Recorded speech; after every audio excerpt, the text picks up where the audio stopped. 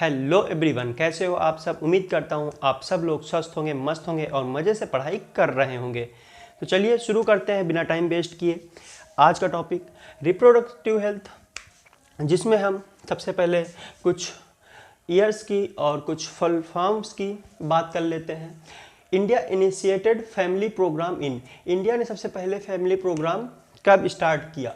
तो इसका सही आंसर होगा 1951। और इसके बाद CDRI का फुल फॉर्म क्या होता है? तो CDRI का फुल फॉर्म होता है सेंट्रल ड्रग रिसर्च इंस्टीट्यूट। इसके बाद अगला है MTP is considered safe during.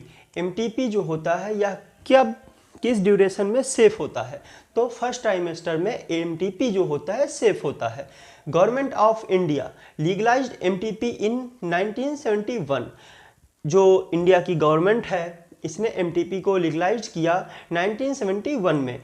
Amniocentesis जो होता है यह किस लिए बैन किया गया है?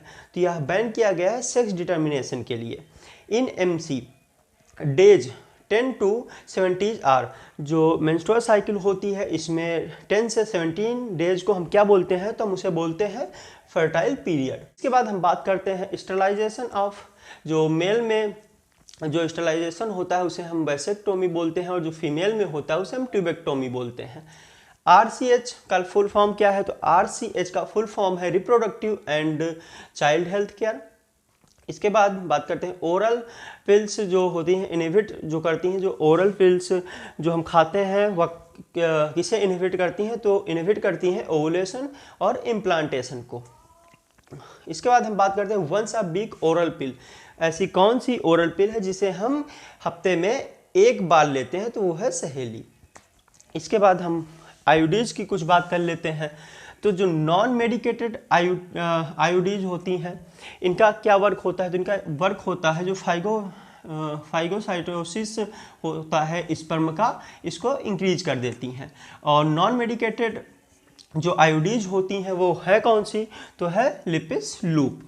इसके बाद कॉपर रिलीजिंग जो आयोडीज है इनका क्या काम है? तो ये कर देती हैं, सप्रेस कर देते हैं मोटिलिटी ऑफ स्पर्म। तो ये मोटिलिटी जो होती है स्पर्म की उसको सप्रेस कर देती हैं। कौन सी है आयोडीज जो कॉपर रिलीजिंग होती हैं? वो है CUT, CU7 और मल्टीलोड 375। अब बात करते हैं थर्ड आयोडी की, जो है हार्मोन रिलीजिंग। इसका क्या वर्क होता है? तो इसका वर्क है make uterus unsuitable for implantation. तो जो यूटेरस होता है इसको अनसुटेबल कर देता है इम्प्लांटेशन के लिए। और कौन से है हार्मोन रिलीजिंग आयोडीज? तो है प्रोजेस्टेरोन और जो दूसरा है वो है LNG-20। इसके बाद हम बात करते हैं इनफर्टिलिटी की। तो इनफर्टिलिटी जो होता है इसे हम दो भागों में बांटते हैं, इन विट्रो और इन विवो। इन विट्रो जो होता है यह होता है फर्टिलाइजेशन आउटसाइड बॉडी। जो इन विट्रो में जो फर्टिलाइजेशन होता है यह बॉडी के आउटसाइड होता है, और इन विवो में जो फर्टिलाइजेशन होता है यह इनसाइड बॉडी होता है। जो इन विट्रो फर्टिलाइजेशन होता है यह 3 प्रकार का होता है। एक होता है जिफ्ट, एक होता है IUT और एक होता है ICSI। और जो इन विवो में जो इनफर्टिलिटी होता है 2 प्रकार से होता है, GIFT और AI। यहाँ तक अगर किसी कोई डाउट है तो कमेंट सेक्शन में पूछ सकता है। और चलते हैं अब अगली स्लाइड पर। इनफर्टिलिटी को 2 भागों में बांटा गया है, इन विट्रो और इन विवो। जैसा कि मैंने बताया कि जो इन विट्रो होता है यह फर्टिलाइजेशन इसमें आउटसाइड बॉडी होता है, और इन विवो में जो फर्टिलाइजेशन होता है इनसाइड बॉडी होता है। जो इन विट्रो होता है इसमें एक तकनीक है GIFT, एक है IUT और एक है ICSI। जो GIFT होती है इसका फुल फॉर्म है जाइगोट इंट्राफेलोपियन ट्रांसफर। इसमें क्या होता है, जो जाइगोट होता है अप टू 8 ब्लास्टोमर्स उसको हम डायरेक्ट फेलोपियन ट्यूब में ट्रांसफ़र कर देते हैं। और वहीं पर जो IUT है इसका फुल फॉर्म होता है इंट्रा यूट्राइन ट्रांसफ़र। इसमें क्या होता है, जो जाइगोट होता है इसमें मोर देन 8 ब्लास्टोमर्स का जो जाइगोट होता है उसको हम डायरेक्ट यूटेरस में ट्रांसफ़र कर देते हैं। और जो तीसरी तकनीक है ICSI, जिसका फुल फॉर्म होता है इंट्रासाइटोप्लाज्मिक स्पर्म इंजेक्शन।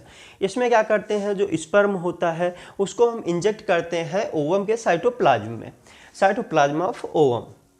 इसके बाद जो इन विवो फर्टिलाइजेशन होता है, इसमें एक तकनीक होती है GIFT, जिसका फुल फॉर्म होता है गैमिट इंट्राफैलोपियन ट्रांसफ़र। जो गैमिट इंट्राफैलोपियन ट्रांसफ़र होता है, इसमें क्या करते हैं, हम किसी डोनर से हम ओवम लेते हैं और उसको हम एबनॉर्मल फीमेल में ट्रांसफ़र कर देते हैं। इसके बाद जो दूसरी तकनीक है वो है AI, आर्टिफिशियल इंसेमिनेशन। इसमें क्या करते हैं, जो सीमेन होता है हस्बैंड का या डोनर का, उसको हम नॉर्मल मदर में ट्रांसफ़र कर देते हैं। इस प्रकार से हमारा जो रिप्रोडक्टिव हेल्थ टॉपिक है यह कंप्लीट हुआ। और अगर आपको इस टॉपिक से कोई भी डाउट आ रहा है तो आप कमेंट सेक्शन में जाके पूछ सकते हैं। और अगर आपने अभी तक पिछले वीडियोज नहीं देखे हैं तो जाके आप देख लो, जिसकी लिंक डिस्क्रिप्शन बॉक्स में है। और अगर आपने अभी तक टेलीग्राम चैनल नहीं ज्वाइन किया है तो उसे भी ज्वाइन कर लो, उसकी भी लिंक डिस्क्रिप्शन बॉक्स में है। मिलते हैं अगले टॉपिक के साथ में।